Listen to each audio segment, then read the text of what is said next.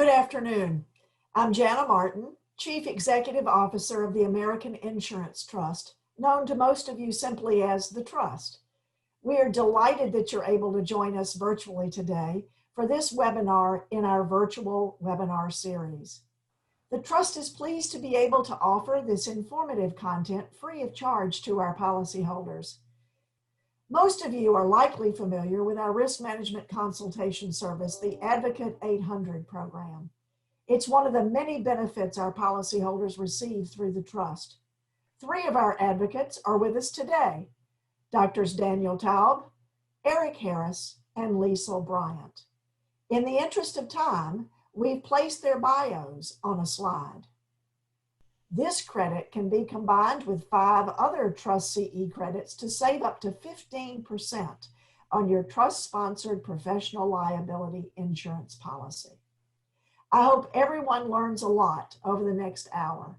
Please join me in welcoming our esteemed presenters. Great, thanks, Jana, and welcome Dan and Eric. I'm glad to be back with you guys, and also welcome to all of you out in the audience. As usual, for those of you who've seen us before on the risk management roundtables, we're going to start with some questions that we are following up on from last time and also have been getting a lot of calls about since the last webinar. So we'll start with those. We have a total of 4 of those we're going to go through, and then we'll start taking your questions live. And I see some questions already coming in, so definitely feel free to type those into the Q&A box, and we will get to them very shortly. All right, so Dan, I'm going to start with you for our first question. And the question is, what is a deposition, and under what circumstances can mental health professionals be required to attend them? So this is a question, Lisa, that we get a lot. And as you know, and as Eric knows, and depositions are a step in what's called discovery in the legal process. And that's where each side to a dispute gets to gather information from the other side.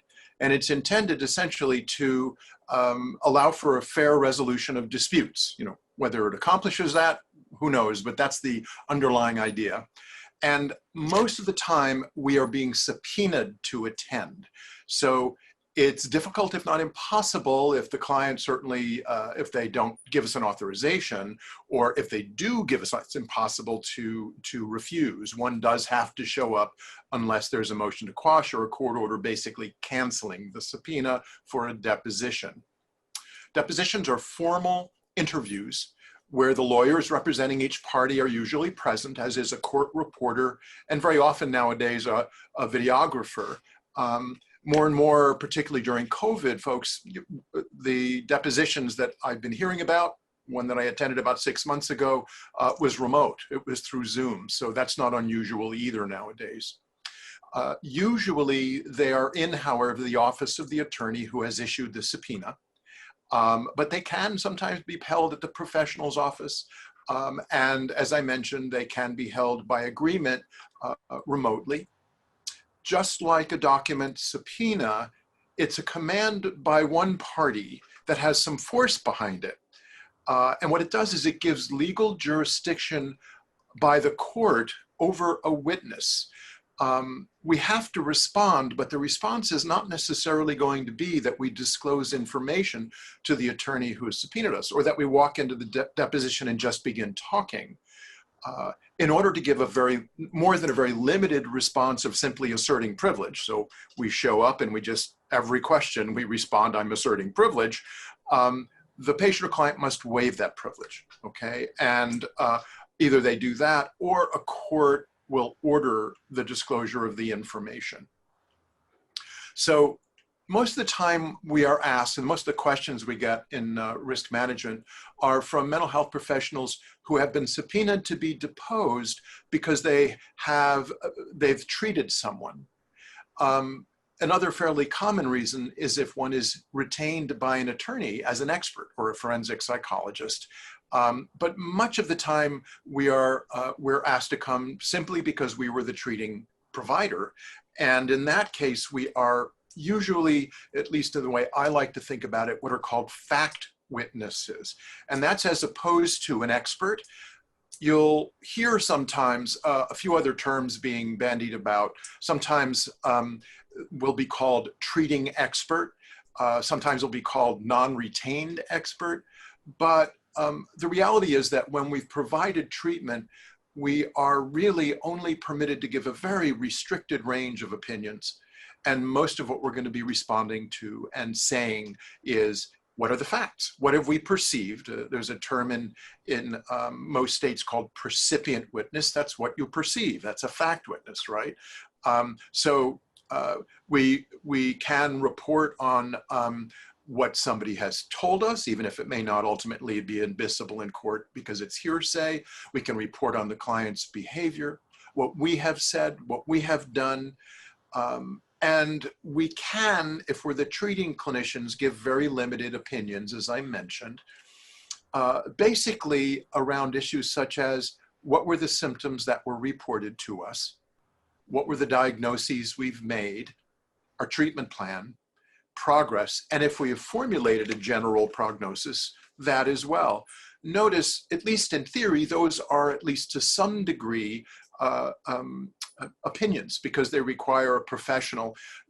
As I'm sure you're all aware, if a person who's witnessed just walking along the street has witnessed a car accident and is asked, well, what's the DSM-5 diagnosis for the person who was injured, they wouldn't be able to offer that. You and I would as a treating psychologist. So I will stop there at this point, Lisa, okay? Yeah, that's great, Dan. Thank you. Eric, anything you want to add?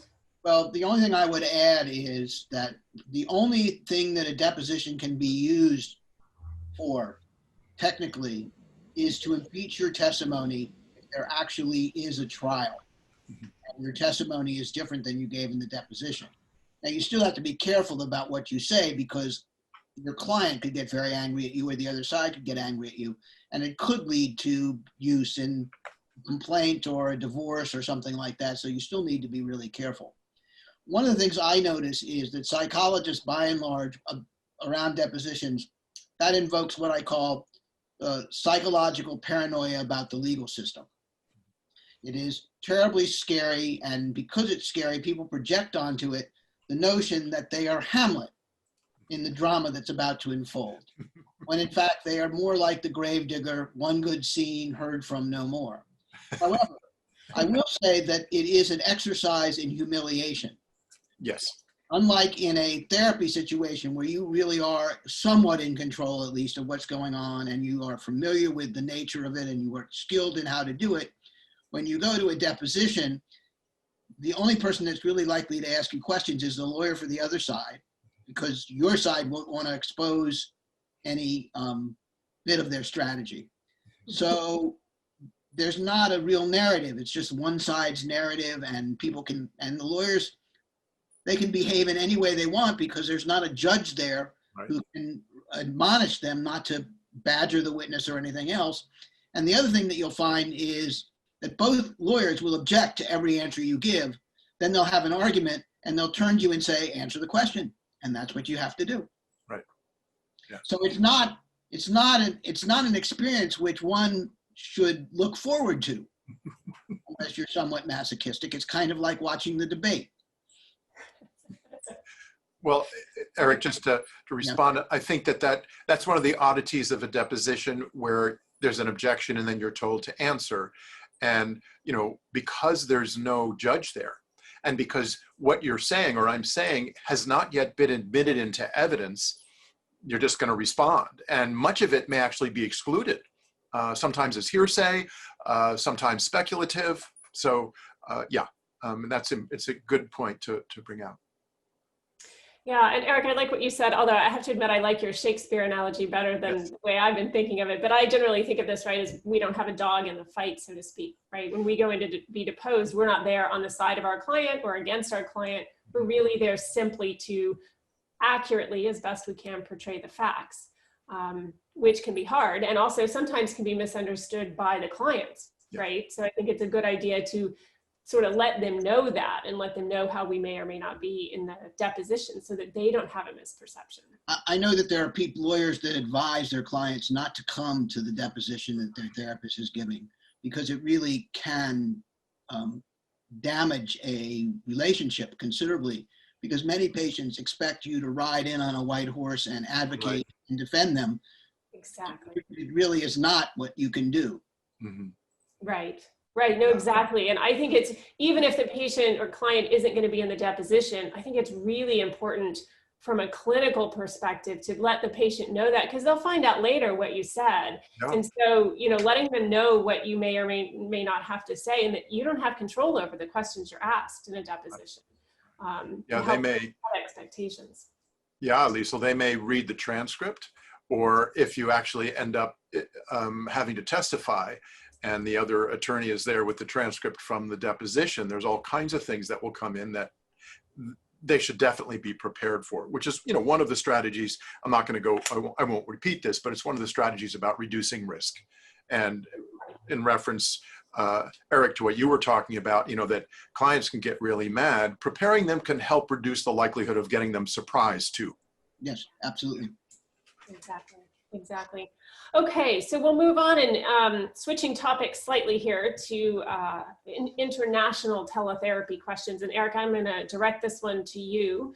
The question is, I've been getting requests to provide teletherapy services internationally. Is this okay to do? And what should I be considering? Well, thanks, Lisa. I'll try to answer that. Let me just say basically that I'm going to try to, we don't have enough time for me to go into it in great detail, so I'm kind of going to outline what the issues are and give a little bit of advice. But I want to remind everybody that if they have a client and this isn't sufficient information, please call the 800 number and speak to someone individually about the case, because like everything else, a lot of this is on a case-by-case basis. So the problem, as it is in interstate practice, is where does the transaction between the client and the therapist actually take place? And the legal system, at least in the United States, is based on the notion that there is a physical location for the transaction, and where the physical location of the transaction is the regulation or law that gets to govern the transaction. So that regulation depends on where the transaction takes place. But as you know, because you've been doing it for the last 6 months, telepsychology takes place in cyberspace. And cyberspace is not a place that can be regulated, or that the American legal system has really adapted enough to really develop a way of looking at those transactions to regulate them effectively. So when the question came up in the United States, the licensing boards had a choice. They could assign the location to be where the psychologist was licensed, and therefore sitting in their office, providing the service to, knowing the rules. It was in some ways a better model, because the psychologist, the regulatory board is used to regulating psychologists where they are licensed. However, licensing boards and states decided that the transaction would be determined to take place where the client is, in order that the boards, would be able to protect their consumers and get compliance with the consumer protection law. The problem is that by doing it that way, it becomes very difficult to regulate, because one location where the psychologist isn't licensed has a very difficult time actually regulating a psychologist who isn't in that jurisdiction. That's for interstate. When you get to international, which is what I'm talking about now, there is absolutely no way that the client's place of location, the foreign country, can actually do any effective regulation of the transaction. So some might say that in essence, international psychotherapy is unregulable and unregulated. Now, does that mean you should just willy-nilly do it and you don't need to worry about anything? Obviously not. The same rules, in my judgment, should apply to international psychotherapy that apply to telepsychology generally, and to interjurisdictional, in the United States, telepsychology. Not only are these are the rules that we always recommend for risk management with cases in a situation where there's some risk involved. And not only the thing to remember is, while telepsychology can't be regulated by licensing boards when it's international, it still could result in a malpractice case. You would have coverage for that because you are covered for malpractice cases wherever they come from. Most likely, if there was a malpractice case, it would be from somebody coming back to the United States and suing there. But you would have coverage even though the transaction that you had was with a person overseas, and that's important to remember. The other issue that comes up before I get to the ways of doing it is around insurance. People always ask, does insurance cover international telepsychology? They ask the same thing about interstate telepsychology. And the answer is, there isn't much of a way that an insurance company could know that you're doing telepsychology across international lines, because there's no place on the form that will allow them to know that the person is in another jurisdiction. However, our strong advice is that you make sure you ask the insurance company or get your client to ask the insurance company, because if they find out after the fact, you're almost certain to be audited and they'll be clawing back the money that you paid if they don't in fact allow it. And in fact, since many times they don't know what they allow, getting their opinion in advance, you may get the answer you want, whereas after the fact, if somebody's complaining, you may get the different answer. So the elements of a good judgment about telepsychology is the elements that are required for ethical legitimacy of any treatment for this situation. First of all, you need to have a good assessment of the patient and the appropriateness for international telehealth. For example, you need to, if it's a continuing relationship, you have probably all the information you need to be able to make a judgment about whether the person is appropriate. But if it's somebody that's starting from scratch, say it's somebody that's going overseas for a job for a year, and where they're going, they can't find an American therapist who's culturally the kind of person they want to deal with, you may have to learn the kinds of things you would learn in person by telepsychology. If it's at all possible, as in interjurisdictional telepsychology, many people think it's a good idea if you can have at least 1 or 2 in-person sessions. But the COVID epidemic has sort of made that impossible now, even if you wanted to. Secondly, you need to have really good informed consent. And unlike just the informed consent of regular, you need to talk about what the differences are between doing work with someone in your jurisdiction and what would be like doing work with someone in a foreign country.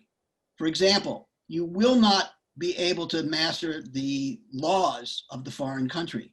The foreign country may not have any laws. They may not have any decision about Terezov, or and there are some foreign countries in which trying to commit suicide is a crime. So you aren't going to be able to deal with that in the same way that you would deal with it in the United States. And it's important to try to know as much of that as you can, but it isn't required that you spend an enormous amount of time, because there's no way that you can really learn the laws of, say, Zambia, which is my favorite because it starts with Z. The third thing, and this is also really important, is the emergency plan that you have to work out with the client, preferably that there is somebody locally that they will give you permission to talk to, that if there's an emergency or hospitalization is needed, that you can act, because you will not be able to handle that from a different country.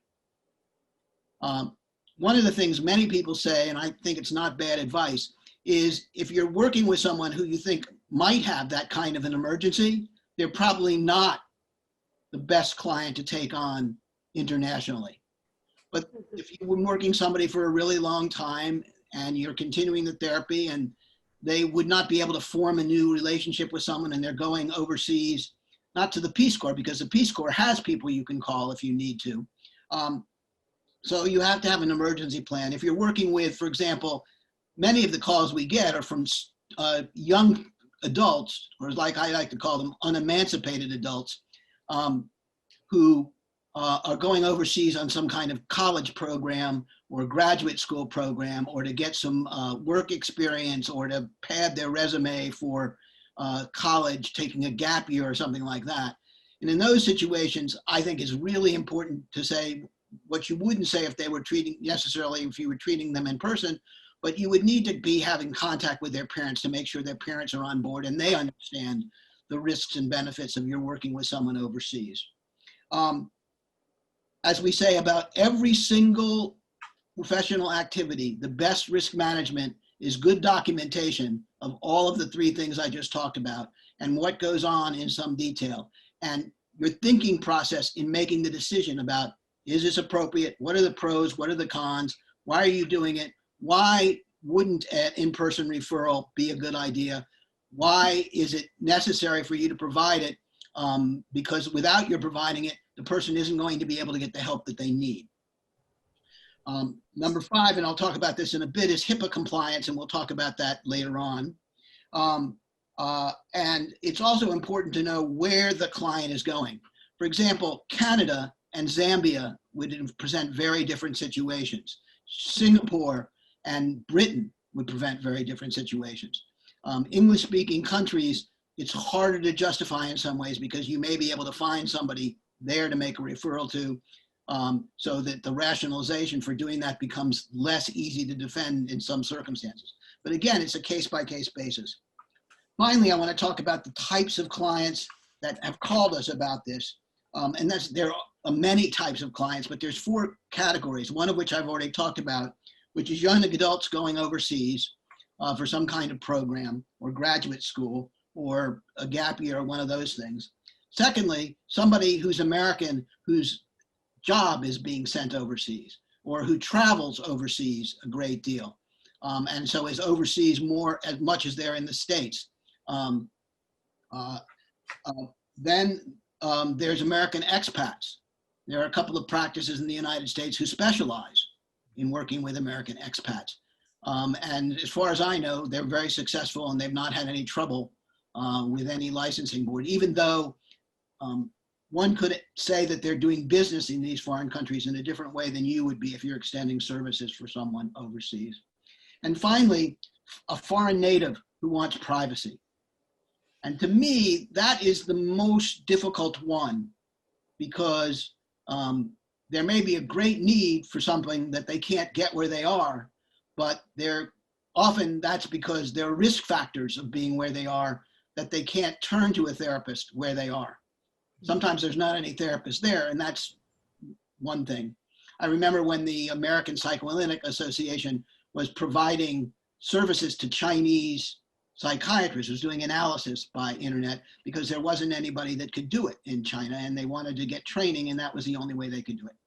All right, well, I'm going to stop there. Yeah, that's great, Eric. Thank you. And I want to just say before, Dan, I'll let you chime in if you have anything to add, but I want to quickly say we did have one question that's just a clarification on what you talked about. And I think the question is about whether Eric was advising everyone to ask their patients to contact the trust or ask permission. And I want to just be clear, what Eric was talking about is he's talking about calling the healthcare insurance. So like if it's Blue Cross Blue Shield or Anthem or Aetna or whatever their medical insurance is. Thank you for that clarification, Lethal. Yeah, I think they should call us for advice, but not for insurance information. Right, exactly. Yeah. So if you have insurance coverage issues about whether or not you'll be reimbursed for the service, you got to call the healthcare insurance. But yeah, so just to clarify that. Dan, did you want to jump in on add anything? Yeah. To Eric? Yeah, I mean, Eric, as you know, I agree with you. I think that in general, with everyone from a patient to a young person to expats to somebody traveling for work, the risks are not going to be high if the client or patient is suitable. I do think, though, I want to underscore something you've said that is easy to kind of gloss over, that it's still very possible for that person, or perhaps even, for example, the licensing body in Singapore or in Canada, to forward a complaint to our own licensing board. And then it would be up to the licensing board to determine whether I've practiced outside of my scope of license within whatever state I happen to be licensed in. That being said, we don't see it happening that much. Well, partly, if you don't mind my interrupting, Sure. it's because they're sort of stuck on their own petard. Mm-hmm. They've said, basically, a transaction takes place where the client is. Right. And I've had people ask their licensing boards about working in another state, and what the licensing board says to them, that's none of our business. Right, exactly. Exactly. So at this point, but the thing I would add to that is if you're working with someone from where you are who goes overseas and then is going to come back, Right. that would be a different kind of licensing board situation. And there may be some much more risk there because the licensing board would have jurisdiction more likely, or would take jurisdiction more likely in that situation. But again, that's why we recommend that you use good practice so that you can defend yourself in the rare instance that somebody might file a complaint. Right. The other thing I wanted to mention, and just to piggyback a bit, Lisa, on what you were saying, is that we weren't saying that you all should have your patients call us about your risk management issues. It's you. Because we do not speak to patients or opposing counsel. You know, that's not something we do. Right. Right. No, great. Thank you. All right. So Dan, we're actually going to return to you for a question again on depositions, just to pick up on something there. The question is, what are the general ways to manage risk when one is deposed? So, you know, as Eric pointed out, you know, one of the biggest risks for us is a sense of humiliation. But there are a couple of other non-psychological risks, non-emotional risks. And what they are have to do with if we allow ourselves to step into roles, Liesl, that we shouldn't be in. So I've been working, for example, hypothetically with a woman who's married and has 3 kids and is getting a divorce, and it's a very acrimonious divorce. And I get subpoenaed and I offer the opinion that she's a superior parent. That's the kind of thing that can result in a licensing board complaint by opposing counsel or the father in that case. So there are some risks. The good news is, again, that, you know, I really like, you know, Eric, also your Shakespeare allusion, that we really are the sideshow here. We are not Hamlet. You know, when we get asked for these opinions, our major job is going to be, we are simply going to report what happened. We are there to tell the truth. And when we're asked for opinions, they're outside of the scope of our role as a treating psychologist. To give you another example, you know, sometimes attorneys will ask, because a patient client comes in and is reporting a very significant trauma symptoms and attributes those symptoms to an automobile accident, and they're suing. And so you get subpoenaed and you get asked for the opinion about, did the accident cause these symptoms? But we're not forensic experts here. We didn't do a forensic 360-degree evaluation, and only very infrequently do folks who do forensic evaluations go on to provide psychotherapy. So we have to say, I don't know. If we fail to recognize the boundaries of our knowledge, that's where we can have ourselves a little bit more trouble. And if we let ourselves also, and it's not hard to do, because skilled attorneys can certainly make us feel lousy and like we've answered the question wrong, and that we've somehow make us feel like, you know, we did the wrong thing. But a really good risk management strategy, Liesl, is to know one's role and to know that the answer, when this is the truth, when the answer is I don't know, or I didn't do a forensic evaluation and do not have sufficient data to form an opinion, those are great examples of how to respond, all right? And one of the ways to do that, and this is very much in keeping with our general risk management approach, is to slow down. As Emperor Augustine was believed to have said, festina lente, make haste slowly. So every question you get, you should stop and consider what's being asked, and then only answer what is being asked. So, for example, if you're asked, when did you begin treating Ms. Lee? If I'm in your shoes, or I'm asked as a fact witness, when did I begin treating Ms. Lee, and I have permission, authorization to be there and to speak, the right answer is December 3rd, 2017. The wrong answer is, well, we began treatment December 3rd, 2017. We met for approximately 12 weeks, but then Ms. Lee took a break. And then we began again in August of 2018. You see what I'm doing? I'm kind of going on and on. I'm not answering the question. When did you begin? So listen very carefully. In order to do that, you got to slow down. Don't volunteer information that has not been requested. Even when you're pressured, or even when the tactic is to humiliate you. Well, Dr. Taub, you saw this patient for 3 years, and you are telling me after 30 years of practice and licensure that you have no idea what caused their trauma? That's correct, okay? It's gonna seem like we're being attacked personally, but this is all about trying to get the answers that the attorney wants for their side. So remember your role. You're not there to help in that regard. You're just there to tell the truth. Now, one of the questions that I saw, Lisa, in the Q&A was, are we recommending that you have your own attorney? You know, it's not required. And if you're fairly comfortable with the process, or it's really brief and it doesn't make you terribly nervous, you don't have to have somebody. Can it be a good idea? Yes, it can be, and it can help us stay within our lane.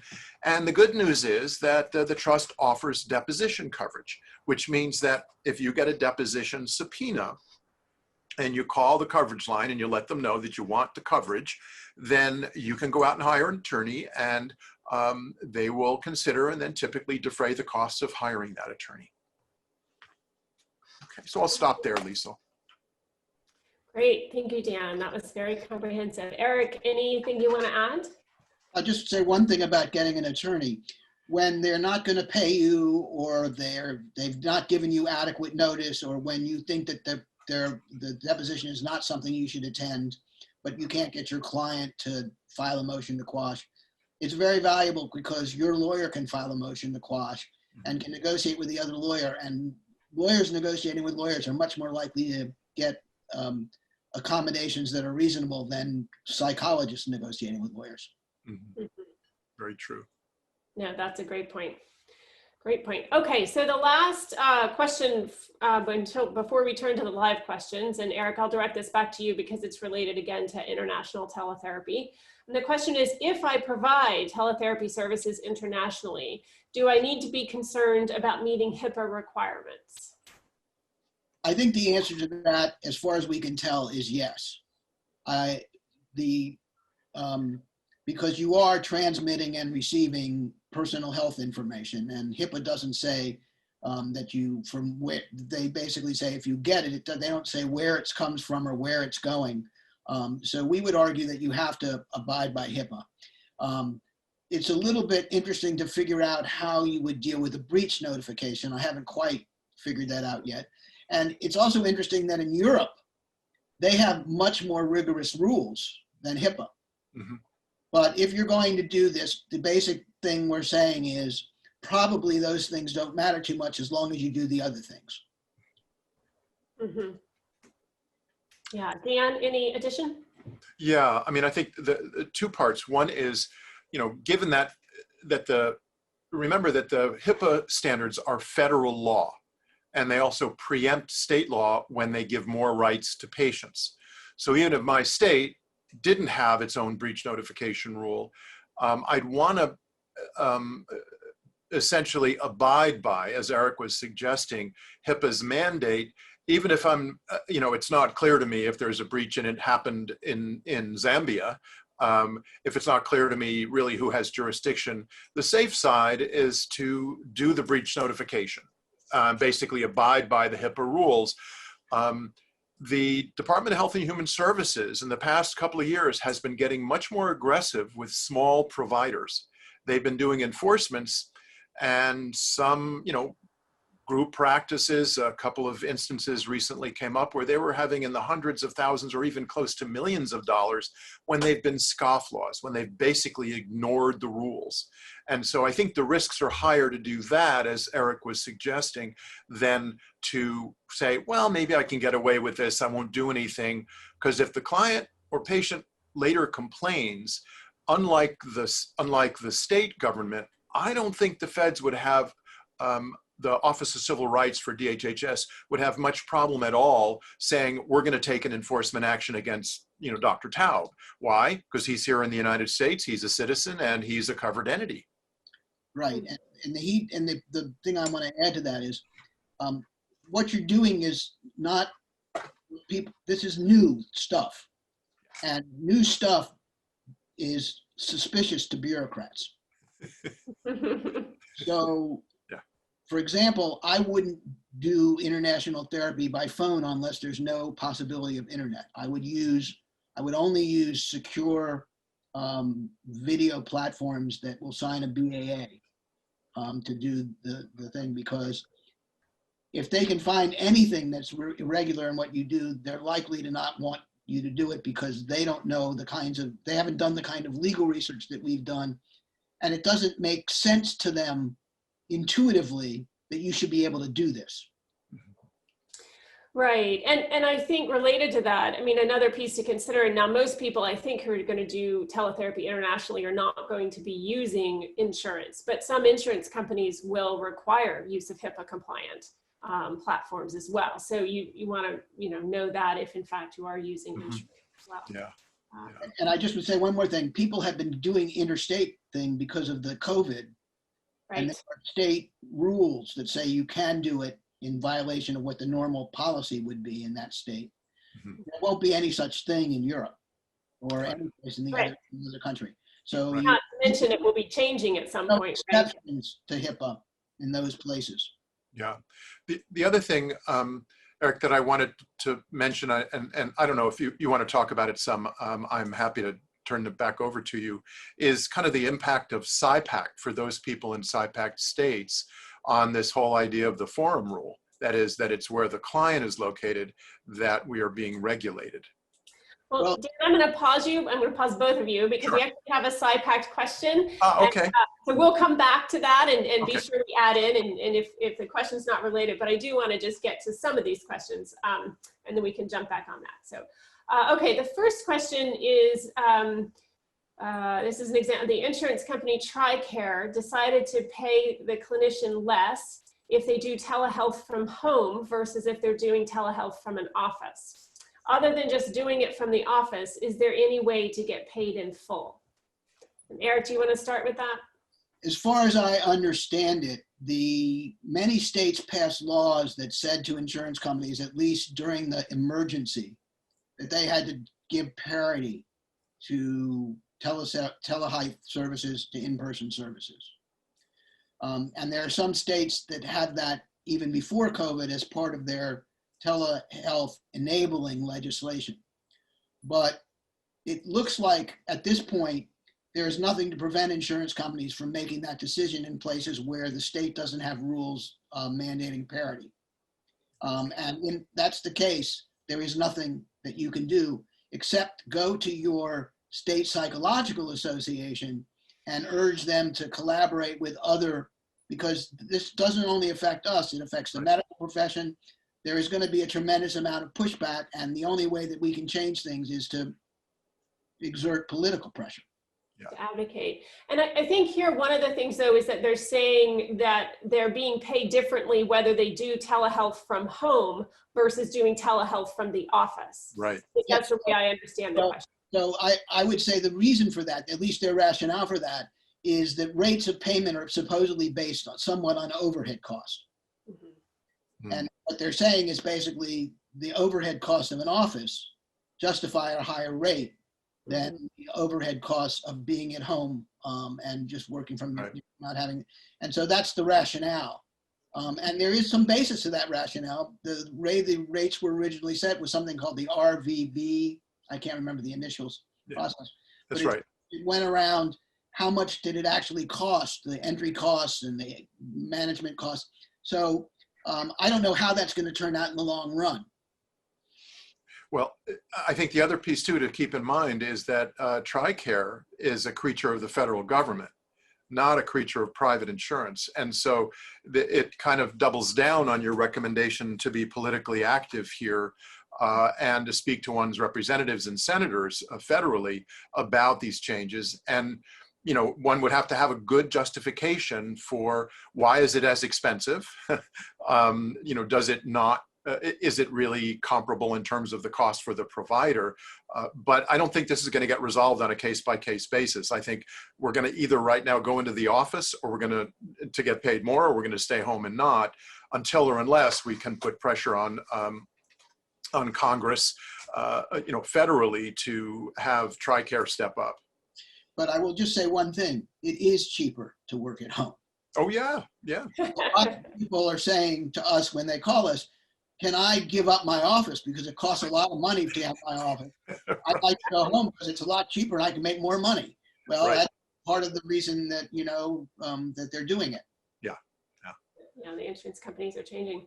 Okay, so another telehealth question says, I'm in California, and this relates, so we've kind of basically answered this, but if you guys have anything else to add, I'm in California. Is it okay to do teletherapy with a client in England, even after he moves there permanently? So, Dan, why don't I think Eric's answer before stands, that the risks are not really high. If you've started with somebody in California, and California has said on a few occasions, it's not up to us, that's up to England. Whoever's asked the question, you might want to, and this is for folks in general, you can often find online the certification or licensing board standards for different countries. It's actually gotten easier and easier. Many of them, for example, from Argentina and Brazil and China, are available in English for those of us who are not multilingual.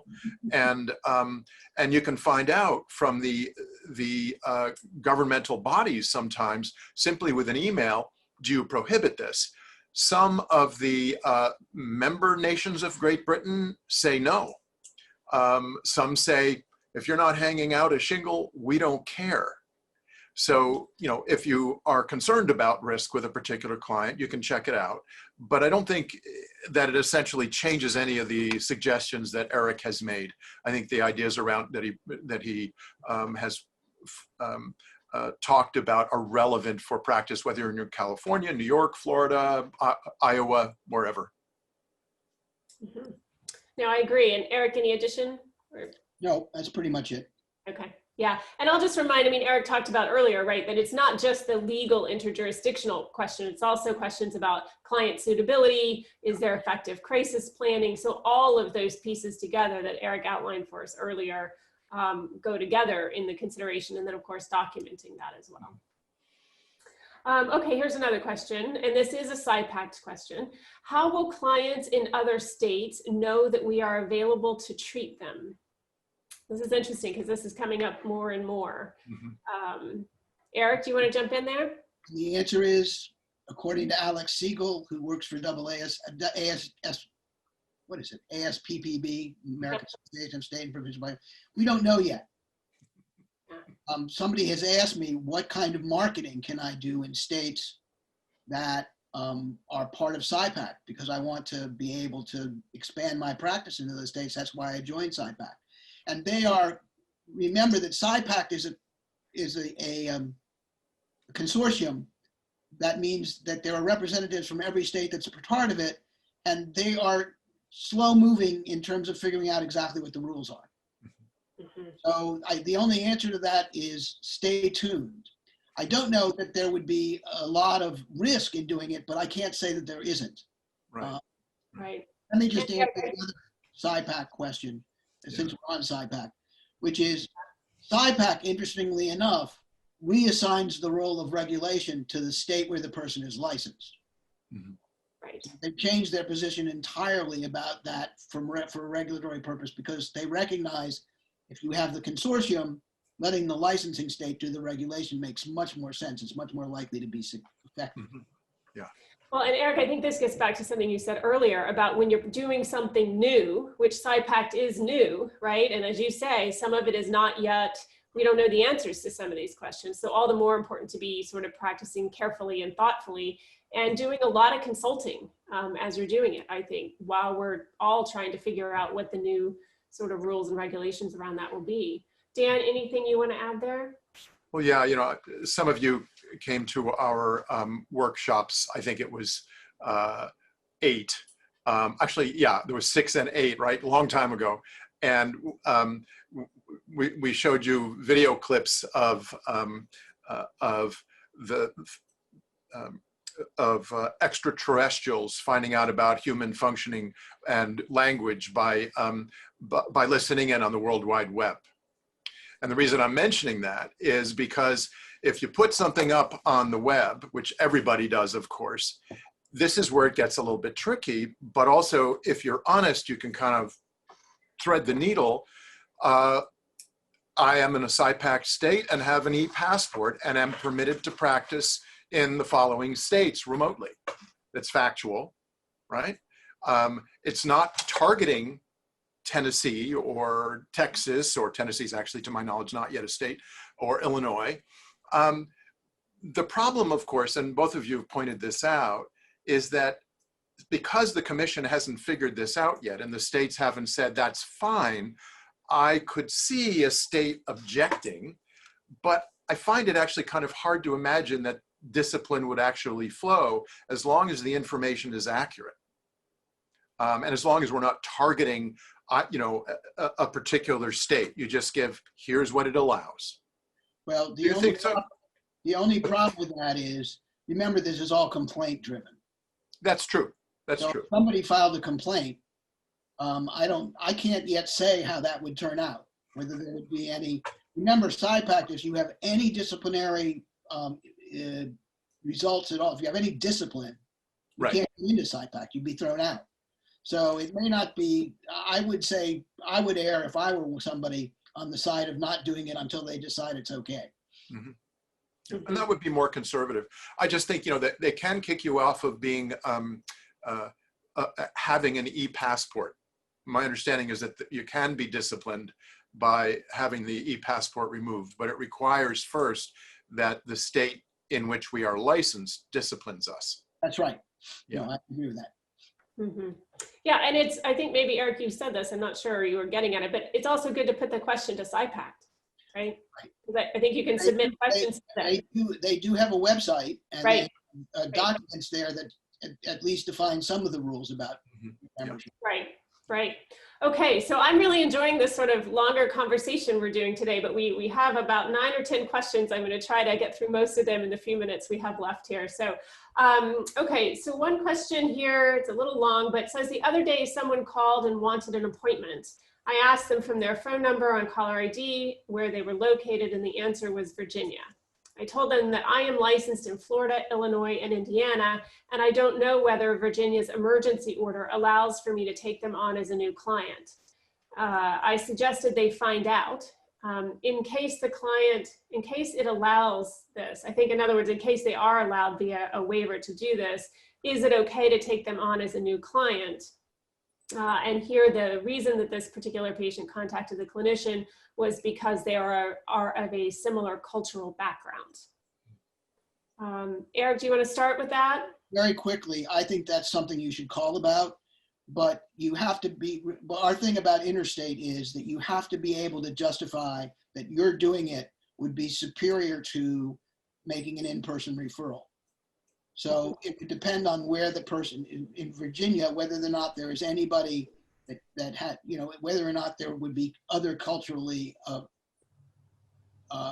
competent people to be able to provide services.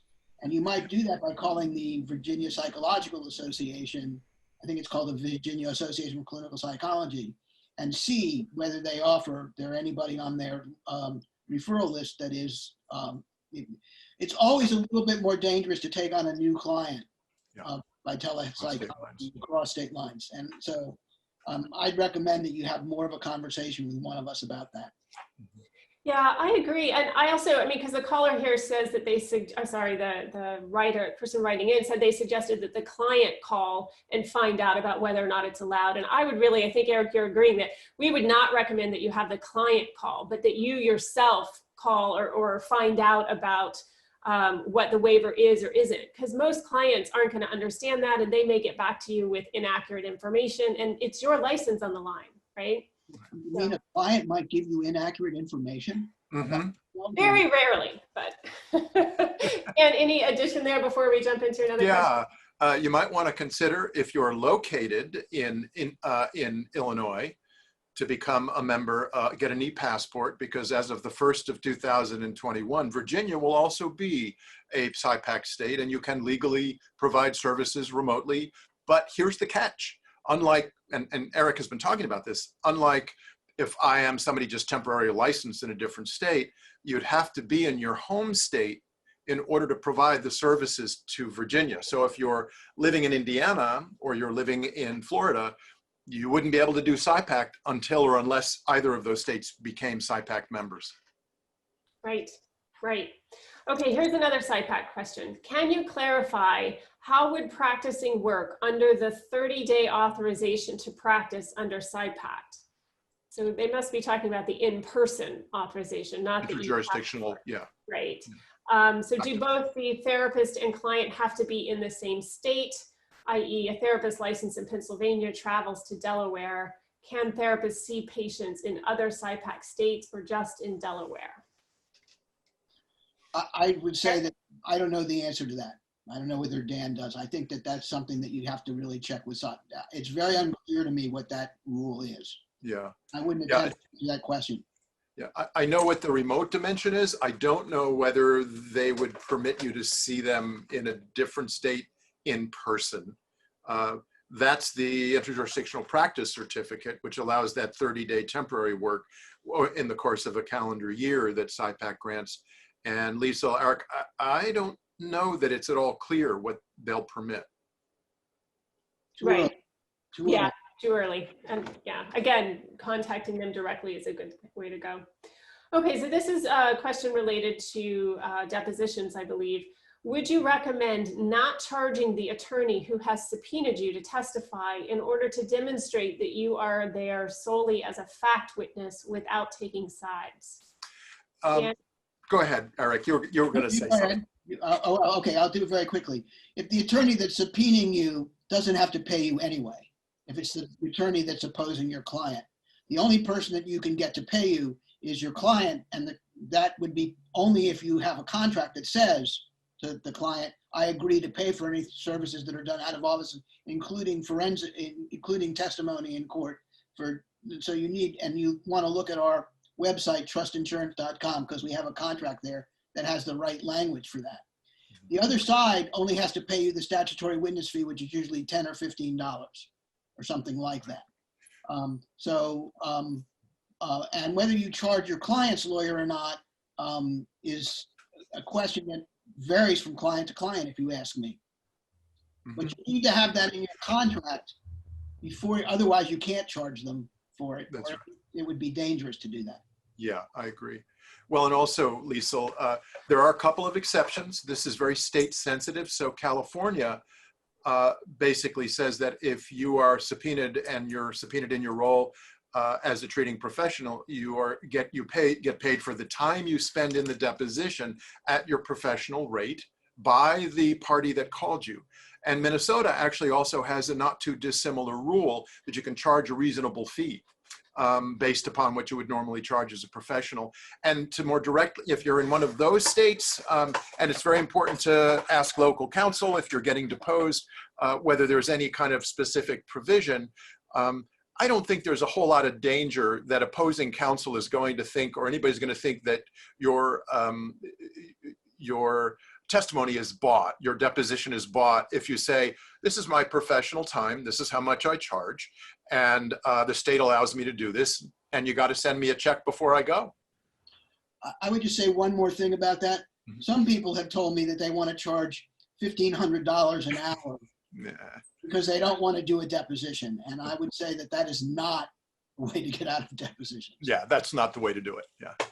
No, that might be a good way to get a client to file a complaint against you. So, yeah. All right, another question. When insurers stop paying for telehealth, is that a valid reason to return to in-person therapy? Dan, you want to start that one? You know, it could be. I'm going to refer you all, since we're getting close to the end of our time, to our trustinsurance.com resource center. And if you take a look, there's a COVID-19 resources. And we have a list of resources, including a statement on returning to in-person care and a returning to care informed consent form. And there are pros and cons to saying yes to in-person care again. If you believe you can do so safely, if you are following the CDC and any state requirements. New York State, for example, has a fairly stringent requirements and has made them part of the orders for returning to in-person services in offices around states. If you follow those, I think the likelihood certainly of malpractice liability are going to be really low. But let me just give one more piece to this. If the client I'm seeing or patient I'm seeing remotely is somebody who really needs to be seen and has very few resources and won't be seen if I'm saying no because insurance won't let me see them except for in person, I think there's a good clinical as well as ethical argument as long as you do good informed consent and let them know about the risks. And take a look at our informed consent form as a way of having a structure and a form to use for those risks. And I also just want to add one thing, which is that you should also be aware of what your own risk level is. Yeah. Because money or your life is not a really good choice to make. You may have to provide some services by telehealth. If the insurance company stops paying for it, that means you can charge privately because it's not a covered service anymore. And you may have to make a deal with the client. I would if you know, because I'm in a high risk category, I wouldn't. Right. So there's a lot of factors that go into that consideration. We have two more questions. We're probably not going to get to both of them. We have 1 minute left. So one quick question. The insurance coding of telephone sessions covered under parity is unclear. This person was recommended to call the insurer, but the insurer is telling them they can't give that answer.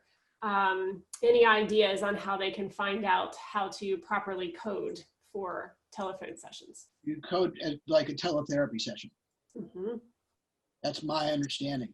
Now, again, this may vary by insurance company to insurance company. So you should, if the insurance company says though that they can't tell you, then my advice would be to code it just the same as that you would do a teletherapy session with on an approved platform. Great.